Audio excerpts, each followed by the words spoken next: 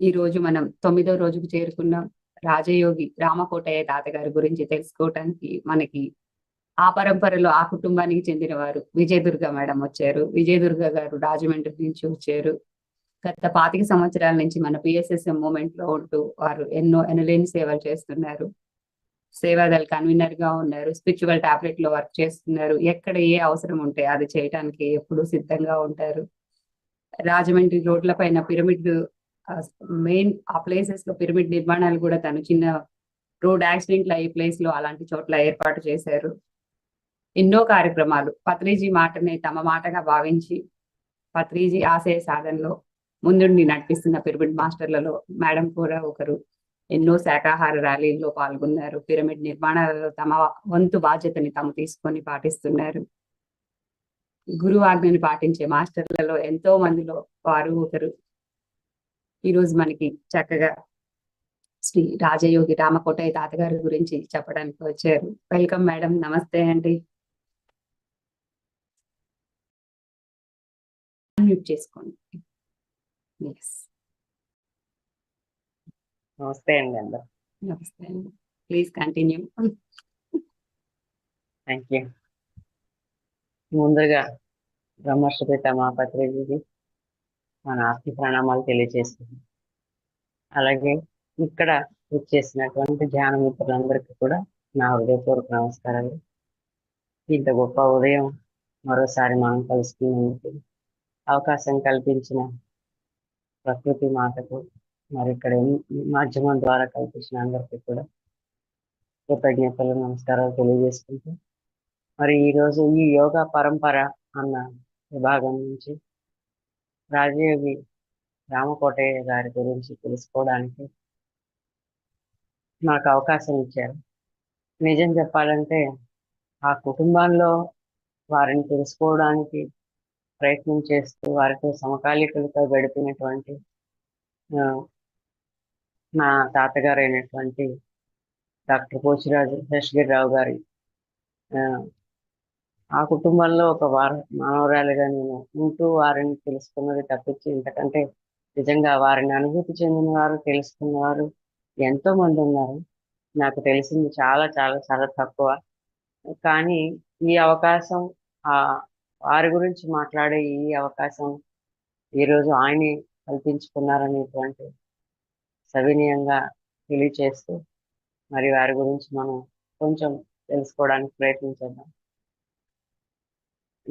నేను నేను మొట్టమొదటిసారి నా 15 సంవత్సరాల వయసులో నేను రామకోటయ్య తాతగారిని మా పిన్ని గారింట్లో రాజమండ్రిలో వారి సమావేశానికి వచ్చినప్పుడు పిన్ని వాళ్ళ ఇంట్లో గడిపారు ఒక రోజు.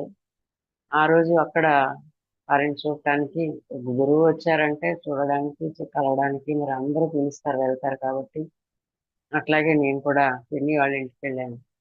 కానీ అప్పుడు నేను 10th క్లాస్ చదువుతున్నాను, 14 ఏళ్ళు ఉంటాయి. పిల్లలందరినీ కలిపి కూర్చోపెట్టి అందరూ పిల్లలు ఎదురుకుండా కూర్చున్నాం ఆ రోజు చాలా మంది. అందరికీ ఏవేవో కథలు చెప్పారు. కథలు చెప్తూ తను ఎలా అంటే అది ఆ రోజు తెలియదు, ఏవో కథలన్నీ కొన్ని చప్పట్లు పెట్టాము. కానీ ఈ రోజు అర్థమవుతుంది వారి అనుభవాలని ఎన్నిటినో చెప్పారని. అప్పుడు చెప్తూ చెప్తూ ఏదో ప్రాణం అంటే బాడీ వెకేట్ చేయాల్సిన సందర్భం ఒకటి ఏదో రావడం, అక్కడ నుంచి యముడితో పోరాడి నేను వెనక్కి వచ్చేసాను అని అంటే ఒక స్టోరీలో చెప్పారు ఆ సంఘటనని. కానీ అప్పుడు ఆ చిన్న వయసులో అది అంతగా ఏదో ఒక కథగానే సరదాగా చప్పట్లు కొట్టామే కానీ అంతకంటే ఏం తెలియదు అప్పుడు. సో అది వారితో మొట్టమొదటిసారి నేను. అప్పటిదాకా మా తాతగారు, అమ్మమ్మ గారు వారి యొక్క ప్రయాణంలో ఉన్నారు, వారి సమకాలీకులు. ఆ యోగ మార్గంలో వీరంతా కలిసి ప్రయాణం చేస్తున్నారని మాత్రమే తెలుసు. ఎందుకంటే ఆ వయసులో తెలిసేంత ఆస్కారం కూడా లేదు.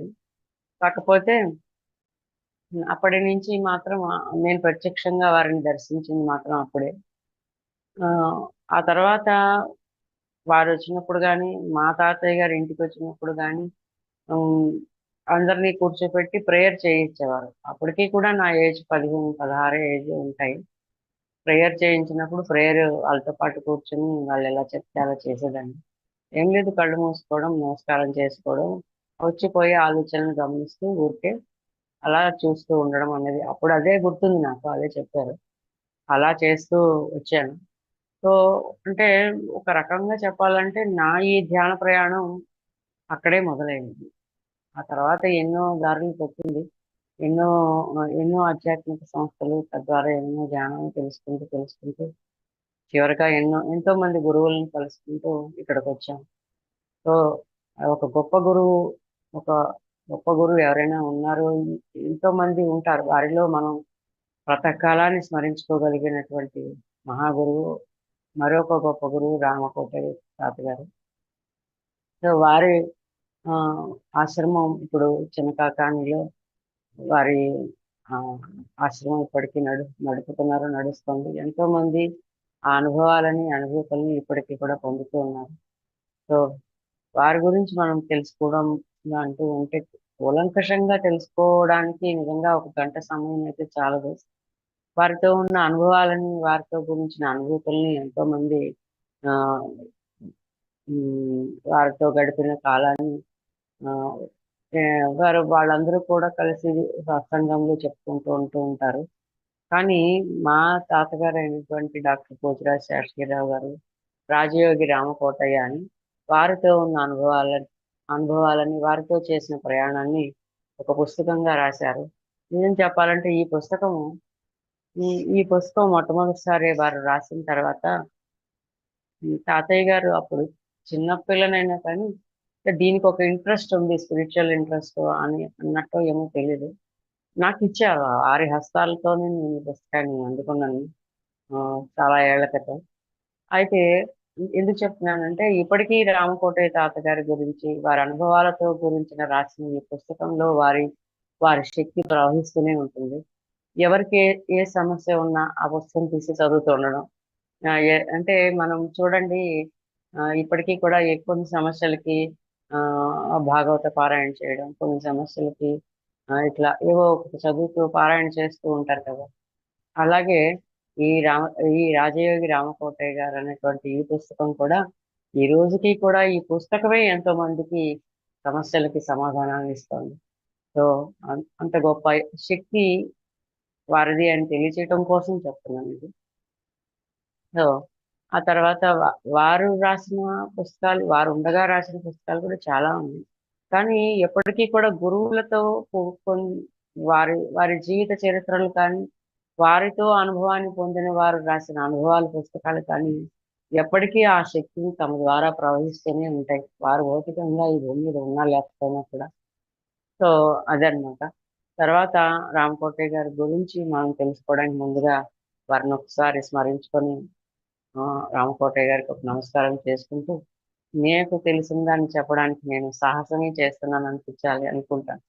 ఎందుకంటే ఏదో చంద్రుడి ముందు ఓ నూలు పోగులాగా మరేదోలాగా అంత గొప్ప మహాయోగమూర్తుల గురించి మాట్లాడుకోవడం అదృష్టం, ఒక అవకాశం కూడా.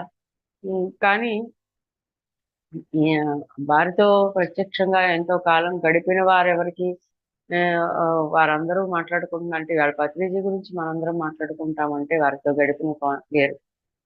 కానీ నేను కేవలం చూశాను, కొంత అనుభూతి చెందాను, వారి పుస్తకాలు చదువుతూ వచ్చాను, పరోక్షంగా ఆ ఆ ఆ అనుభూతి చెందుతూ వచ్చాను ఉన్నాను.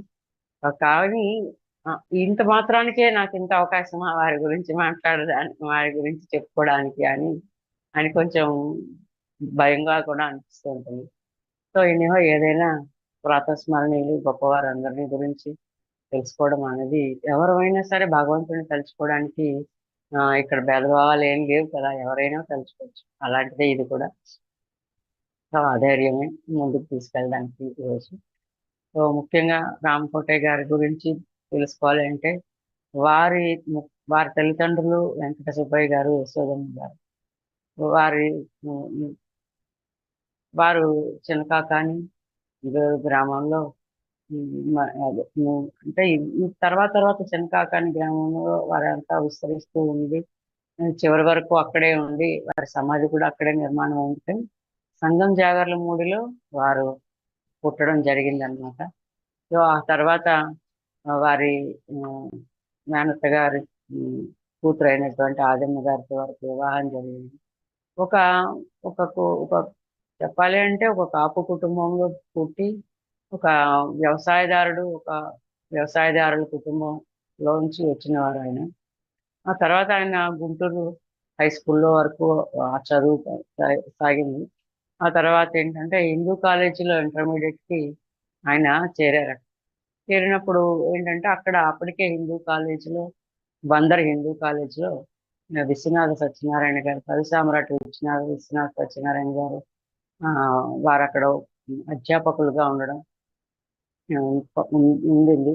సో అప్పుడు అప్పట్లో అందరూ తెలుగు ప్రధానాంశంగా చదవడం అవ్వచ్చు, ఒకటి విశ్వనాథ సత్యనారాయణ గారు అక్కడ అధ్యాపకులుగా ఉండడం కావచ్చు, మరేదైనా కావచ్చు. వీరు తెలుగు ప్రధానాంశంగాను, చరిత్రను ద్వితీయాంశంగాను తీసుకుని, అంటే ఫస్ట్ లాంగ్వేజ్ అదే ఫస్ట్ సబ్జెక్ట్, సెకండ్ సబ్జెక్ట్ లాగా తీసుకొని తెలుగు హిస్టరీతో వారు ఇంటర్మీడియట్లో అక్కడ జాయిన్ అయ్యారు.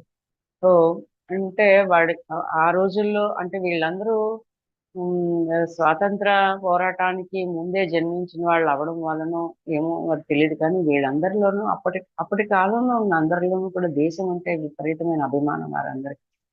చాలా దేశం కోసం వాళ్ళు ప్రాణాలను సైతం పెట్టి పోరాటం చేయడానికి అంత దేశభక్తి కలిగిన వారందరిలో ఆ దేశభక్తి ప్రవహిస్తూ ఉండేది అనుకోవాలి. బహుశా దానికి కారణం వీళ్ళందరూ మనకు స్వాతంత్రం రాకపోవడానికి ముందరే పుట్టినవారు అయి ఉండడం కావచ్చు. తర్వాత ఏంటంటే జాతీయోద్యమాన్ని వారి కళ్ళతో చూశారు. చూసిన తర్వాత వారికి గాంధీ గారు అంటే చాలా చాలా అభిమానం. గాంధీ గారి యొక్క సత్యము, అహింస అన్న ఆ రెండు ప్రధాన అంశాలు వీరి మీద చాలా ప్రభావితం చేశాయి. సో వారిని ప్రత్యక్షంగా వారి యొక్క ప్రభావం వీరి మీద చాలా వరకు ఉండడం, తద్వారా ఆ దేశ జాతీయ ఉద్యమం తాలూకు ఆ ప్రభావంతో, అంటే వీరి భార్య ఆదమ్మ గారైతే మాత్రం చనిపోయే వరకు కూడా ఖద్దరు బట్టలే వేసుకునేవారు. రామకోటయ్య గారు అయితే తర్వాత శిష్యులు మామూలు బట్టలు ఇచ్చినా కూడా వేసుకునేవారు. మొదట్లో మాత్రం ఖద్దరు కట్టుకునేవారు. కానీ వీరి భార్య గారు మాత్రం చనిపోయే వరకు ఆవిడ ఖద్దరు బట్టలే వాడేవారు. సో 1933లో మనకి గ్రామ పంచాయతీలు అనేవి ఏర్పాటయ్యాయి. ఆ గ్రామ పంచాయతీలు అనేవి ఏర్పాటయిన తర్వాత దాదాపు 20 సంవత్సరాల ఏకగ్రీవంగా ఆ బోర్డుతో ఎన్నుకోబడి ఈయన పంచాయతీ బోర్డు ప్రెసిడెంట్గా 20 సంవత్సరాల పాటు ఆ గ్రామాలకి సేవను అందించారు. సో ఎప్పుడు ఆయన ఆయన ఆయన మాటని ఎవరూ కాదనకపోవడం, అందరినీ కలుపుకుంటూ ఆ పాలన చేయటంలో, అంటే ఒక అడ్మినిస్ట్రేటర్గా ఆయన ప్రవహించిన తీరు ఎలాంటిదంటే అందరినీ కలుపుకుంటూ వెళ్ళిపోవడం. ఏ ఏ పని చేయాలన్నా ఒక్కరి ఆమోదం లేకపోయినా కూడా వారి ఆమోదం కోసం కూడా కలిగే వరకు ఆ పనిని వాయిదా వేయడం. అంటే 10 మంది అందరి యొక్క ఆమోదంతోనే 10 మందికి నచ్చింది ఒక్కళ్ళకి నచ్చలేదు అంటే వారికి కూడా నచ్చుతుంది సరైన పని అయితే అనేది అంతర్లీనమైన ఆ భావం నాకు చాలా బాగా చదువుతూ ఉన్నప్పుడు కానీ, తెలుసుకుంటున్నప్పుడు కానీ. అంటే మనం చేసే పని సరైనది అయినప్పుడు 100 మందిలో 60-70 మందికి నచ్చితే చేసేయాలి అనేది కాదు. ఖచ్చితంగా 100 మందికి నచ్చి తీరుతుంది అది. సరైనది అయినప్పుడు ఎందుకు నచ్చదు? సో అలాంటి పాలన తీరు వీరిది. ఆ ఒక్కరికి కూడా నచ్చే వరకు వేచి చూసి వారు కూడా నిజమే ఇది చెయ్యాలి అని ఒప్పుకున్న తర్వాతే ఆ పనిని చేయడం అనేది చేసేవాళ్ళట. సో వారు ఉండగా అప్పుడు ఆ గ్రామానికి ఒక గ్రంథాలయం అవసరము అని చెప్పి తెలుసుకొని ప్రజల ద్వారా ఏర్పాటు చేసిన గ్రంథాలయం ఈ రోజుకి కూడా ఆ గ్రామాల్లో నడుస్తోంది. ఎన్నో ఎన్నో గ్రంథాలు ఇక్కడ ఎన్నో పుస్తకాలు పొందుపరచడం జరిగింది ఆ గ్రామంలో ఏర్పాటు చేసిన గ్రంథాలయం. సో అంతేకాకుండా ఒక యోగులు ఎప్పుడు కూడా ఏ పని చేస్తున్నా ఆ యోగత్వాన్ని ప్రదర్శిస్తూనే ఉంటారు అనడానికి నిదర్శనం ఏంటంటే 20 ఏళ్ల పాటు వారొక పంచాయతీ బోర్డు ప్రెసిడెంట్ గా పనిచేసినా కూడా ఏనాడు డబ్బుని తన చేతితో తాకలేదు.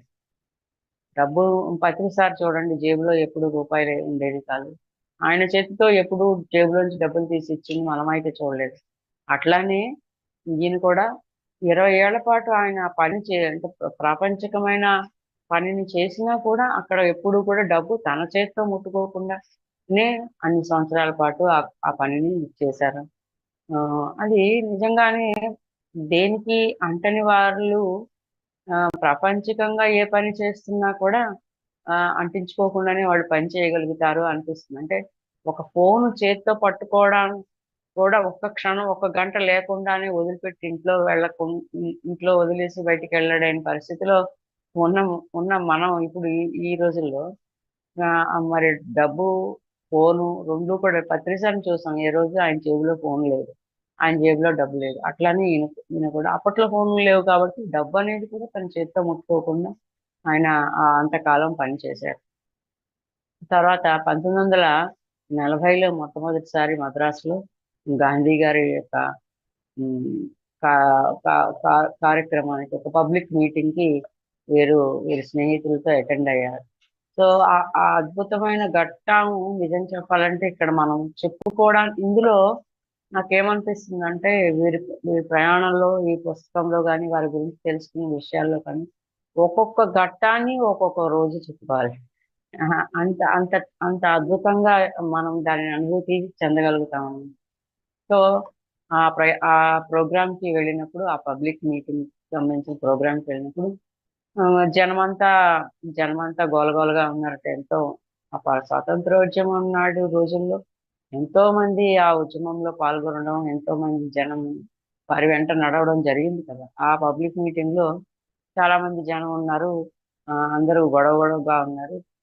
అందరూ కామ్గా కూర్చోండి అని రాజగోపాలాచారి గారు స్టేజ్ మీదకి వచ్చి చెప్పారట కూడా. కానీ ఎవరు అప్పుడు ఇంకా లేదు. కానీ ఎప్పుడైతే గాంధీ గారు స్టేజ్ మీదకి వచ్చి ఒక్క క్షణం ఆయన అలా నిలబడితే ఒక్కసారిగా అందరూ కామ్ అయిపోయారు.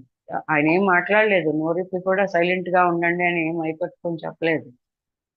అంతకుముందు చెప్పినప్పుడు చాలా మంది చెప్పారు కూడా, ఆయన జరగలేదు. కానీ వీరు వచ్చి నిలబడంగానే అక్కడ అంతా ప్రశాంతం అయిపోయింది, అంతా కామ్ అయిపోయింది. వారు వారు ఒక 10 నిమిషాలు కళ్ళు మూసుకొని ప్రార్థనతో అందరినీ ఆ ధ్యాన ముద్రలోకి తీసుకువెళ్ళారు. ఆ తర్వాత వారు స్టేజ్ దిగి వెళ్ళిపోయారు. సో అంటే వారు ఒక గొప్ప యోగులు వారు మాట్లాడక్కర్లేదు. వారి చూపే వారు వారు వారి యొక్క శక్తి, వారి సమక్షమే అక్కడ ఎంతో మందిలో ఎంతో మార్పు తీసుకొస్తుంది. సో అది వారి మీద ఆ ప్రభావం చాలా బాగా ఆ రోజు ఆ సంఘటన వారి మీద చాలా బాగా ప్రభావం పడింది. పడి వారి మీద ఎంతో గొప్ప అభిమానం వారిలో ఇంకా ఇంకా ఇంకా పెరిగి ఆ రోజు వారు గమనించింది ఏంటంటే గాంధీ గారి హృదయం నుంచి పొంగి పొరిగిన ఆ ప్రేమే ఒక మాట కూడా అవసరం లేకుండానే వారి యొక్క ఒక్క చూపుతోనే ఆ ప్రేమే వారందరినీ వీరి వైపు తిరిగేలా చేసింది అని వీరు అర్థం తెలుసుకున్నారు. ఆ తర్వాత మొట్టమొదటిసారి వారితో ఆ ప్రేయర్ లో, ఆ పబ్లిక్ మీటింగ్ లో పాల్గొన్న తర్వాత వారి ఇంటికి వచ్చిన తర్వాత ఆ రోజు అక్కడ జరిగింది ఏంటి, ఒక్క మాట కూడా లేకుండా అంతమందిని ఎలా కంట్రోల్ చేయగలిగారు, ఎలా కామ్ అయ్యారు, ఒక్కసారి అందరినీ ఎలా ప్రేయర్లు చేయించగలిగారు, వారు అందరితో ఎలా ధ్యానవంతులోకి తీసుకెళ్ళగలిగారు అని అలో వీరు సమీక్షించుకున్నప్పుడు కూర్చొని అప్పుడు తనలో ఉన్న ఎన్నో లోటుపాట్లని నేను సర్దుకోవాలి, నేను ఇంకా ఆ క్షణం నుంచి మార్చుకోవాలి అని వారికి అనిపించినప్పుడు అప్పుడు అంటే వారు అన్నది ఏంటంటే గాంధీ గారు ఆ రోజు మాట్లాడలేదు, కానీ వారు మాట్లాడిన భాష మౌనమే. అది వారి హృదయ భాష.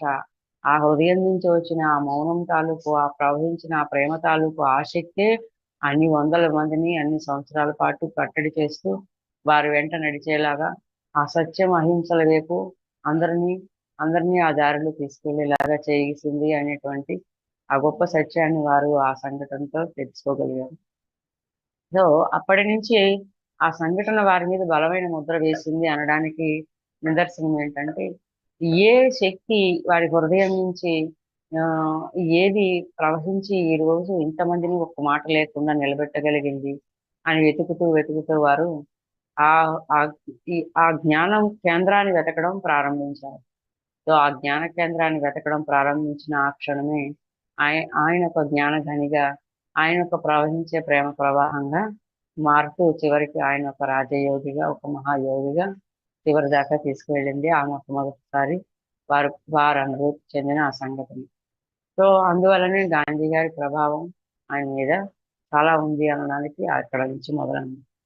ఆ తర్వాత 13వ తారీఖు 12వ నెల 1943 సంవత్సరాన మొట్టమొదటిసారి వీరి గురుదేవులైనటువంటి శ్రీ వేటూరి ప్రభాకర శాస్త్రి గారితో వారికి తిరుపతిలో పరిచయం అయింది. ఎలా పరిచయం అయింది అంటే, వీరు అప్పటికే అంటే అప్పటికి పెద్ద వయసు ఏం లేదు, ఒక 30 సంవత్సరాల లోపే ఉందట. ఉన్నప్పుడు వారికి ఏదో ఏదో ఒక అనారోగ్యం, చాలా అనారోగ్యంతో వారు బాధపడుతున్నారు రామకోటయ్య గారు. ఆ అనారోగ్యంతో బాధపడుతున్నప్పుడు వీరికి ఎన్ని మందులు వాడినారు, ఎన్నో చికిత్సలు తీసుకుంటున్నారు, యోగాలు, పథ్యాలు, భోజనాలు, ఇవన్నీ ఎన్నో ఎన్నో చేస్తున్నారు, కానీ ఆ అనారోగ్యం తగ్గటం లేదు. ఆ తగ్గనప్పుడు వీరి బంధువు ఒక ఆయన ఏం చేశారంటే, వీరిని ప్రభాకర్ శాస్త్రి గారి దగ్గరికి తిరుపతి తీసుకువెళ్ళారట.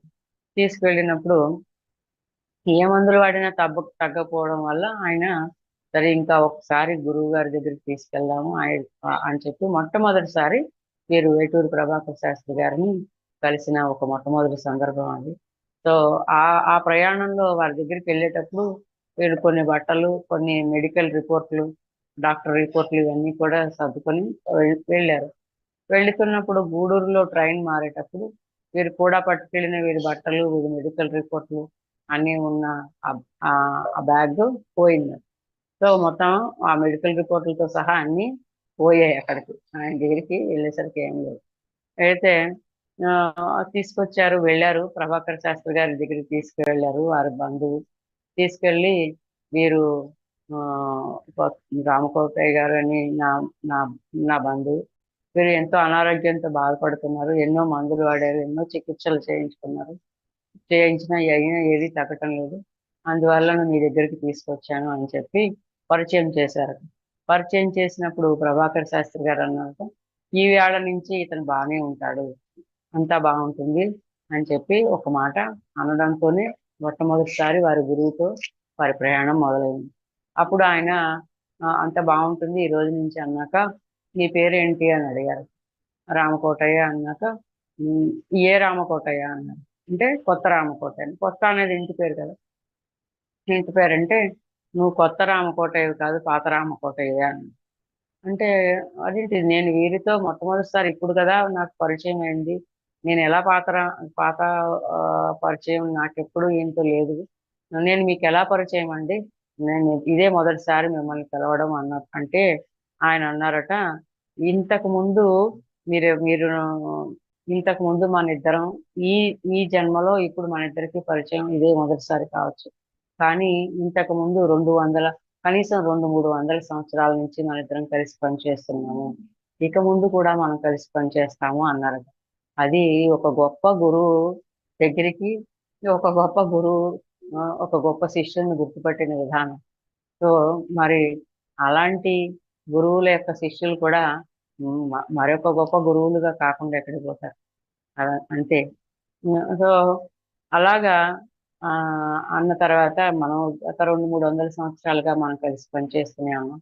ఇక ముందు కూడా కలిసి పనిచేస్తామన్నప్పుడు అన్నారు. అయిన తర్వాత ఆ రోజు సాయంత్రం 6 అయిన తర్వాత మనందరం కళ్ళు మూసుకుందాం, ప్రార్థన చేసుకుందామని అందరినీ వారు ప్రభాకర్ శాస్త్రి గారు కూర్చోబెట్టారు. సో, కూర్చోబెట్టినప్పుడు ఈయన్ని కూడా కళ్ళు మూసుకొని కనిపించేది చూడు అని చెప్పి కూర్చోమన్నారు. కూర్చోమంటే ఆ మొట్టమొదటిసారి ఈయన కళ్ళు మూసుకుంటే ఏం కనపడుతుంది? కళ్ళు మూసుకొని ఏం చూస్తాము? అని ఈయనకి డౌటొచ్చింది. సో, నిజంగా నాకు మొట్టమొదటిసారి ఈ ఆనాపానసతి ధ్యాన విధానం అన్నది ఒక పాంప్లెట్ ద్వారా నాకు అందినప్పుడు, కళ్ళు మూసుకొని ముక్కులోంచి వచ్చే వెళ్ళే వచ్చే గాలిని, శ్వాసను గమనించమన్నప్పుడు గాలి అసలు కనపడదు కదా, గాలిని ఎలా చూడాలి అనుకున్నాను. నా ఫస్ట్ డే నాకు వచ్చినటువంటి క్వశ్చన్ అది. అంటే పాంప్లెట్ లో అదే రాసింది, పాంప్లెట్ చదువుకుని ధ్యానం చేసిన రోజు. అలాగే వీరు కూడా ఆ కళ్ళు మూసుకుని చూడు అన్నప్పుడు, కళ్ళు మూసుకుంటే ఏం కనపడుతుంది, ఏం కనపడదు కదా, కళ్ళు మూసుకుని ఎలా చూస్తామో అని అనుకున్నాను. కానీ అప్పటికే టైం అవుతోంది ప్రార్థనకి అని చెప్పి అందరినీ కూర్చోబెట్టారు. కూర్చోబెట్టినప్పుడు అందరితో పాటు వీరు కూడా కళ్ళు మూసుకుని కూర్చున్నారు. కూర్చుంటే ఆ కూర్చున్న ఆ 10 నిమిషాలు, పావుగంట సమయంలోనే వారి కళ్ళ ముందు ఒక వెలుగు రేఖ కనిపించడం. అప్పటి నుంచి ఆ వెలుగు రేఖ కనిపించిన ఆ క్షణం నుంచి, అంటే కళ్ళు మూసుకుంటే ఏం కనపడుతుంది అని కళ్ళు తెరిచినంత సేపు మనందరికీ అనుభవం. కానీ కళ్ళు మూసుకున్నాకే ఏం కనపడుతుంది అనేది మనకి అనుభవం అవుతుంది. అలాగే వారికి ఒక వెలుగు రేఖ ఆ రోజు కనిపించడం. ఆ వెలుగు రేఖే వారి జీవితానికి చీకట్లన్నీ తొలగిపోయి, మరి ఇక ఏ రోగము అక్కడి నుంచి వారికి ఆ క్షణం నుంచి ఇక ఏ రోగము వారికి చివరి వరకు దరిచేరలేదు. అంతేకాకుండా వారిలో ఉన్న అనారోగ్యాలన్నీ పారిపోవడమే కాకుండా, ఆ వెలుగు రేఖ ఒక వెలుగు, ఒక పెద్ద కాంతి పుంజమై ఎంతో మంది జీవితాలను వెలిగించేలా చేసింది ఆ మొట్టమొదటి క్షణం. సో, ఆ రోజు నుంచి వారు ఇక జీవితాంతం ఏ రోజు కూడా శాస్త్రి గారితో, అంటే వేటూరి ప్రభాకర శాస్త్రి గారి యొక్క గురు సాన్నిధ్యాన్ని వదలకుండా వారితోనే ఉంటూ, వారితోనే గడుపుతూ, కానీ చివరి వరకు ఏ రోజు కూడా శాస్త్రి గారి లాగానే రామకోటయ్య గారు కూడా ఏ రోజు ఇక మందులు వేసుకోవటము, డాక్టర్ దగ్గరికి వెళ్ళటం అన్నది ఎప్పుడూ జరగలేదు. సో, హ్మ్, ఒక గొప్ప సత్యాన్ని మూర్తీభవించిన స్వరూపాలు గొప్ప యోగులందరూ కూడా. సో, ఈ ఈ ఈ ఈ సందర్భంలో నాకొక గొప్ప మాట గుర్తొస్తూ ఉంటుంది. ఎందుకంటే, నేను ఇవన్నీ చదివి ఈ పాయింట్స్ నోట్ చేసుకుంటున్నప్పుడు కూడా ఈ సంఘటన గుర్తొచ్చింది. మళ్ళీ ఇప్పుడు కూడా గుర్తొచ్చింది. పత్రి సార్‌తో ఉన్నప్పుడు ఒకరోజు పొద్దున్నే 6 గంటలకి ఇలానే పక్కన కూర్చొని ఉన్నాం. చాలా కొద్ది మంది ఉన్నాము. ఏదో మాట్లాడుతున్నారు. నేను భుజానికి పక్కనే ఉన్నాను. పక్కన తిరిగి జస్ట్ ఆయన పక్కకి ఇలా తిరగంగానే నన్ నా చెవి పక్కకొచ్చిందనమాట. అన్నారు చెవిలో, "మేడం నేనే సత్యస్వరూపాన్ని" అన్నారు.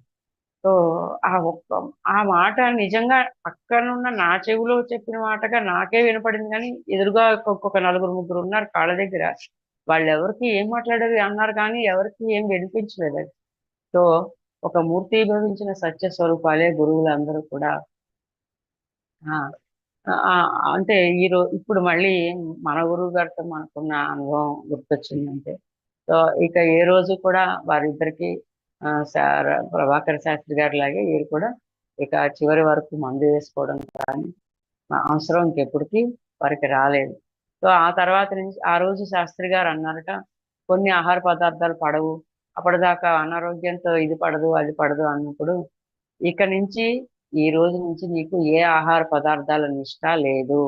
నీకు కేవలం భగవన్నిష్ట మాత్రమే ఉంది.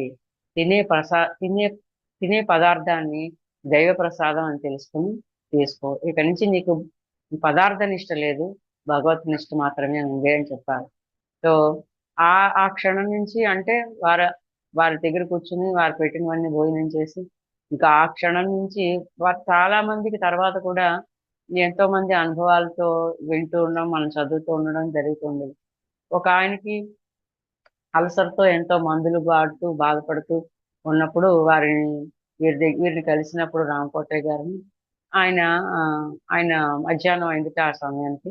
సరే భోజనం చేద్దాం తర్వాత మాట్లాడుకుందాం రా అని కూర్చోపెట్టుకొని ఆవకాయ వేయించారట. అమ్మో! నాకస్సలు ఆవకాయ అంటే పడదండి. అల్సరు మంటొస్తుంది కడుపులో. అస్సలు తిననీయకూడదు. ఆయనకి అప్పటికే ఆ పదార్థంతో పడిన బాధ చాలా, అప్పటికే చాలా బాధపడి ఉన్నారు కాబట్టి ఇంక భయమేసిందన్నమాట. అంటే, "ఏం కాదు నేనున్నా కదా! నువ్వు నువ్వు ముందు ఆవకాయ కలుపుకొని అన్నం తిను" అని. సో, అంటే ఆ పదార్థ నిష్టని వదిలించి అందరిలో ఉన్న ఆ భగవంతుడిని నిద్ర లేపడమే ఒక్కటే ఆయన ఆ క్షణం నుంచి నేర్చుకున్నది, చేసింది అనేది మనకి ఎన్నో ఎన్నో సందర్భాలలో కనిపిస్తూ ఉంటుంది. ఆయన ఆయన ఎంతో మందికి ఆ యోగం ద్వారానే, వారిలో ఉన్నటువంటి ఆ జ్ఞానం ద్వారానే, ఆ సత్యనిష్ట ద్వారానే, ఆహ్, య వారి ఎన్ గురువు గురువు పట్ల వారికున్న సమర్పణ ద్వారానే వారికి ఎంతో మందికి ఎన్నో భవరోగాలకి, బాహ్య రోగాలకి వైద్యం చేశారు కానీ ఈ పదార్థం కొంతకాలం తినకు, ఈ పదార్థం మానేసి అని అన్నట్లు ఈ ప్రాపంచికమైనటువంటి ఈ ఆ, ఈ భూమి మీద మనం ఏర్పరచుకున్నటువంటి బౌండరీస్ ఏవి కూడా వారు కల్పించలేదు. అందులో ఆహారం ఒకటి అన్నమాట. సో అక్కడ నుంచి దాదాపు 50 సంవత్సరాల పాటు ఈ వేటూరి ప్రభాకర్ శాస్త్రి గారు దేహం చాలించే వరకు కూడా అనుక్షణం ఏ క్షణం కూడా వారు గురువుని ఎప్పుడు వదలలేదు. ఆ రోజు నుంచి ఆ ఒక తిరుపతిలోనే ప్రభాకర్ శాస్త్రి గారి ఇంటి ఎదురుగుండా ఒక రూమ్ తీసుకొని ఆ ఈ కాకాని వస్తూ వెళ్తూ ఉండడం, ఇక్కడ వీరి కార్యక్రమాలు కొద్ది కాలం చూస్తుండడం, మళ్ళీ వెళ్ళి అక్కడ ఎక్కువ కాలం తిరుపతిలో వారి దగ్గర ఉంటూ ఉండడం. ఇలాగే ఇలాగే గడిచింది. దగ్గర దగ్గర అక్కడ నుంచి 50 సంవత్సరాలు వాళ్ళ గురువుతో కలిసి ప్రయాణం చేశారు. చాలా అదృష్టవంతుడు. ఆ చివరి క్షణం వరకు కూడా వారు దేహం చాలించే వరకు కూడా ఎప్పుడు కూడా గురువుని వదిలిపెట్టలేదు. సో ఆ తర్వాత కూడా ఈయన ఎంతో మందికి ఒక గురువుగా మారినప్పుడు కానీ, ఎంతో మందికి ఎన్నో రకాలుగా బాహ్య భావ రోగాలన్నిటినీ కూడా నయం చేయగలిగినప్పుడు కూడా నేను చేస్తాననేవారు కాదు. శాస్త్రి గారికి నమస్కారం చేసుకుందాం, వారే నయం చేస్తారు అంటే కంప్లీట్ సరెండరెన్స్ ఒక గురువు పట్ల, ప్రకృతి పట్ల ఇచ్చిన వారికి ఇక్కడ మనదనేది ఏమీ లేదు. మనం కేవలం ఆ గురువు యొక్క శక్తిని ప్రవహించే ఒక వాహకులం మాత్రమే అనేటువంటిది వీరందరి ద్వారా మనం తెలుసుకోవాల్సింది, ఈ గురువులందరి ద్వారా ముఖ్యంగా. సో అక్కడి నుంచి ఎక్కువగానే ఉంటూ ఆ గురు దర్శనం తర్వాత ఆయనకి ఎంతో ఆరోగ్యం బాగుపడడం, వారిలో ఒక కొత్త ఉత్సాహం, ఒక కొత్త శక్తి రావడం, వారి మనసు కుదుటపడడం, ఎన్నో ఎన్నో మార్పులు వారి జీవితంలో వచ్చాయన్నమాట. అక్కడి నుంచి వారి ప్రవర్తనలో మార్పు రావడం, వారి ఆలోచన విధానంలో మార్పు రావడం, ఆ ఇలా చాలా చాలా తర్వాత జరుగుతూ వచ్చింది. అంటే మనందరి జీవితాల్లో కూడా ఒక గురువు యొక్క పాత్ర ఇంత గొప్పది. సో నిన్ను దేహ భావన నుంచి దైవ భావనకి తీసుకువెళ్ళగలిగేవాడు ఒక గురువు మాత్రమే. ఇది ఖచ్చితంగా అందరికీ ఒక అనుభవం ద్వారానే. అంటే ప్రతిసారి ఏదో ఒకటి గుర్తొస్తూ ఉంటుంది, కానీ మధ్యలో మనం గుర్తొచ్చిన దాన్ని చెప్పుకోవడం అనకుండా ఉండలేము. ప్రతిసారిని ఒకసారి అడిగి కలిసినప్పుడు, సార్ అందరికీ గురువు అనేవాళ్ళు ఉండాలా, మీరేమో శాస్త్రీయ గురువు అంటారు కదా, గురువు అనేవాళ్ళు ఉంటారా అని అడిగినప్పుడు, అంటే సార్ని మనము పర్సనల్ గా అడిగినప్పుడు ఇచ్చే సమాధానాలు వేరేగా ఉంటాయి. 10 మందికి కలిసినప్పుడు గురువు శాస్త్రీయ గురువు, కానీ గురువు అనేవాళ్ళు అవసరమా అంటే ఖచ్చితంగా అవసరమే మేడం. ప్రతి ఒక్కరికి ఇద్దరు గురువులు ఉంటారు. ఒకరు యాస్ట్రల్ గురువు, ఒకరు శరీరంతో ఉన్న సజీవ గురువు అని చెప్పి వారు ఆ రోజు నాకు చెప్పారు. సో అలాగేంటంటే మనం మనము మన గురువుతో మనము ఏ క్షణాన్ని అయితే కలుస్తామో ఆ క్షణం నుంచి వారి యొక్క దృష్టి మన మీద ఏ రోజైతే ప్రసరిస్తుందో ఆ క్షణం నుంచి వారి వారి ప్రాపంచికమైన జీవితమే కాదు, ఆ క్షణం నుంచి వారి ఆధ్యాత్మిక జీవితం కూడా ఎన్నో ఎన్నో ఎన్నో కొత్త దారులు తొక్కుతూ ఉంటుంది. అక్కడ నుంచి మరి నువ్వు దైవానివి అన్న స్థితికి మనల్ని తీసుకెళ్లే వరకు వారు మనల్ని ఇంకా వదిలిపెట్టరు. భౌతికంగా ఎక్కడో అయినా ఉండొచ్చు కాక, వేరే వేరే ఊళ్ళలో ఉండొచ్చు కాక, కానీ ఒక్కసారి మనం కనుక వారితో కనెక్ట్ అయ్యాము అంటే ఆ గురు కృప అనే దానికి మనము వాహం ఒక వాహకంగా తయారైపోతాం. అది మన ద్వారా ప్రవహిస్తూనే ఉంటుంది. సో అలాగే రామకోటయ్య గారి ద్వారా కూడా వారి గురువు యొక్క కృప, వారి గురువు యొక్క ప్రేమ ప్రవహిస్తూనే వారే అన్ని చేస్తారు అంటూనే చివరి వరకు ఈయన అన్ని అద్భుతాలు చేస్తూ వచ్చారన్నమాట. సో అక్కడ నుంచి ఆ రోజు నుంచి వారికి అసలు ఏ మందు వాడకుండా ఇంతవరకు ఇన్ని ట్రీట్మెంట్స్ తీసుకున్నాను, ఇన్ని మందులు వాడాను కదా, మరి తగ్గని రోగం ఏ మందు వాడకుండా కేవలం ఒక ఒక్క ప్రేయర్ తో ఎలా అనారోగ్యాలన్నీ పోయాయి అని ఏ ఏ ఏ శక్తి ఆ రోజు పనిచేసింది అని వారికి ఆ రోజు నుంచి ఆ ఆధ్యాత్మిక మూలాన్ని వెతికేలా చేసింది ఆ రోజు. సో ఎలా పనిచేసింది, ఆ రోగాలు ఎలా పోయాయి అనేది గురించి. సో ఆ ఆధ్యాత్మిక మూలాన్ని వెతుకుతూనే ఒక ఆధ్యాత్మిక శక్తి మనందరి మీద ఎలా ప్రభావితం చూపిస్తుంది అన్నదానికి ఆ రోజు మొట్టమొదటిసారి ఆయన ఆ వెతకడం ప్రారంభించారు. అదే ఒక ఆ శక్తి ఇక ఆ చివరికి ఎంతో మందికి ప్రవహిస్తూ, ఎంతో మందికి చేరుతూ, ఎంతో మంది వారి వారి ఆధ్యాత్మిక మూలాన్ని తెలుసుకునే స్థితికి తీసుకువెళ్ళింది. సో, అంటే ఏంటంటే వారి దగ్గరికొచ్చి రోగాలు నయం చేసుకు వెళ్ళడమే కాకుండా వారితో వారితో ప్రయాణం చేస్తూ, వారి జ్ఞానాన్ని వింటూ సమకాలికులు ఎంతోమంది ఆధ్యాత్మికంగా ఉన్నత స్థితికి ఎదిగిన వారు ఎంతోమంది ఉన్నారు. అందులో మా ఇంట్లో కళ్ళ ముందు ఒక మనిషి మామూలుగా చూసినా అద్భుతంగా ఒక యోగిగా ఉన్నటువంటి మళ్ళీ మళ్ళీ చెప్తూ ఉన్నాను మా తాతగారైనటువంటి డాక్టర్ పోచిరాజు శాస్త్రిరావు గారికి. సో, అట్లాగే ఆ ప్రయాణమే ఆ రోజు వారితో ఏ ఆధ్యాత్మిక శక్తి నా మీద పనిచేసింది అన్న మూలాన్ని వెతికిన ఆ రోజే వారిని చివరికి ఈశ్వరత్వాన్ని పొందేలా చేసింది. సో, మా పిన్ని గారు రాత్రి నాకు ఫోన్ చేసి చెప్పారనమాట. "నువ్వు ఈ రేపు మీ ఛానల్‌లో రామకోటయ్య తాతగారి గురించి చెప్తా ఉంటారు కదా! ఇగో ఇవన్నీ చెప్పు, ఇవన్నీ చెప్పు" అని.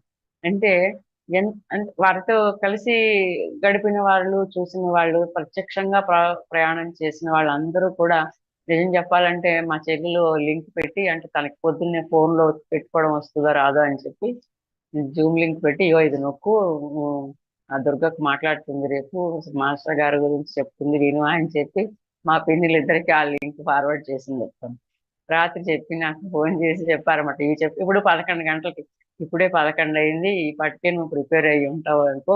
అయినా కానీ ఇవన్నీ చెప్పు, ఇవన్నీ చెప్పు అని.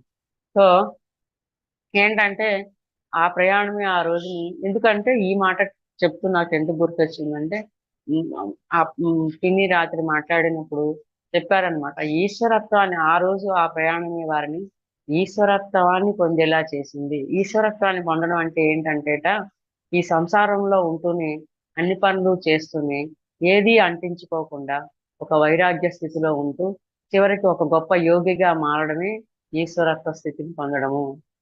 ఆ పరబ్రహ్మ స్థితిని పొందడము అనేది అనేది అని దాని అర్థం అన్నమాట. సో, అటువంటి ఈశ్వరత్వాన్ని పొందినటువంటి ఒక గొప్ప యోగి రామకోటయ్య తాతగారు. సో, వారిని ప్రేమగా తాతగారు అని మనం అందరికీ పిలుచుకోవటము అందరికీ అది అలవాటయిపోయింది అప్పటినుంచి అని అందరికీ అన్నమాట. సో, అందరిలోనూ ఆ రోజు నుంచి ఆ ఈశ్వరత్వ స్థితిని పొందడానికి ఆహ్, హ్మ్. చేసిన ఆ ప్రయాణమే చివరికి ఆయన్ని ఆయనే ఆ ఈశ్వరత్వ స్థితి అంటే ఏంటి మనమే ఆ భగవంతుడు అన్నాం అంతే కదా! ఆ పదం ఈశ్వరత్వ స్థితి అనిపించొచ్చు కానీ దాని అంతా సింపుల్‌గా చెప్పుకుంటే మనమే భగవంతుడము అనేటువంటి స్థితికి తీసుకెళ్ళి మరి ఆ భగవంతుడిగా మారిన తర్వాత అక్కడి నుంచి అది అందరిలో ఉన్న భవరోగాలకి వైద్యం చేసి, బాహ్య రోగాలకి వైద్యం చేసి ఎంతో మందిని యోగులను తయారు చేసినటువంటి ఒక గొప్ప యోగ వైద్యుడాయన అనడానికి నాకైతే ఇష్టం అన్నమాట. ఇప్పుడు ఎందుకంటే కళ్ళ డాక్టర్‌నేమో ఐ స్పెషలిస్ట్ అంటాము. ఎముకల డాక్టరేమో ఆర్థోపెడిషియన్ అంటాం. కార్డియాలజిస్ట్ అంటాము. అలాగే వీళ్ళు యోగ వైద్యులనమాట. హ్మ్. అని అనిపిస్తుంటుంది. అంటే బాహ్యంగా ఎంతోమంది డాక్టర్లు ఒక అవయవానికి మాత్రమే వైద్యం చేస్తారు. అది కూడా బాహ్యంగా ఉన్న శరీరానికి మాత్రమే.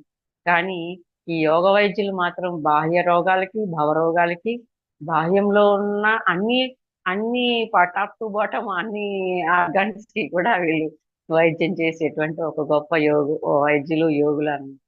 సో, అక్కడి నుంచి ఆయన ని నిజంగా వ ప్రతి యోగి కూడా ఆహ్, తన ప్రయాణంలో చివరి దశకి ఆహ్, చేరినప్పుడు అంటే వారే ఒక గొప్ప భగవంతుడుగా మారినప్పుడు, వారే ఒక ప్రవహించే ప్రేమ ప్రవాహంగా మారిపోతారు. ఇది నా అనుభవం. నేను ప్రత్యక్షంగా పత్రిసారి నుంచి అనుభూతి చెందాను. అలాగే నా 9 ఏళ్ల వయసులో నేను మాస్టర్ ఈకే గారిని విజయవాడలో చూసినప్పుడు నా వయసు చాలా చిన్నది. నాకేదో అనారోగ్యం వస్తే హోమియోపతి మందు వేయించడానికి మా అమ్మగారు ఈకే గారి దగ్గరికి తీసుకువెళ్లారు. కానీ ఆ రోజు వారి కళ్ళల్లోంచి ప్రవహించిన ఆ ప్రేమ, "ఏరా నాన్న ఎందుకలాగా? ఆహ్, ఎందుకు నీకు ఇది పోతుందిలే" అన్న వారి మాట ఈ రోజుకి నేను మర్చిపోలేను. కానీ చాలా చిన్న ఏజ్ నాకు 8 ఏళ్ళు ఉంటాయేమో అంతే. అంటే వారి కళ్ళల్లోంచి ప్రవహించిన ఆ ప్రేమ ఈ రోజుకి నాలో నాకు గుర్తుండిపోయింది.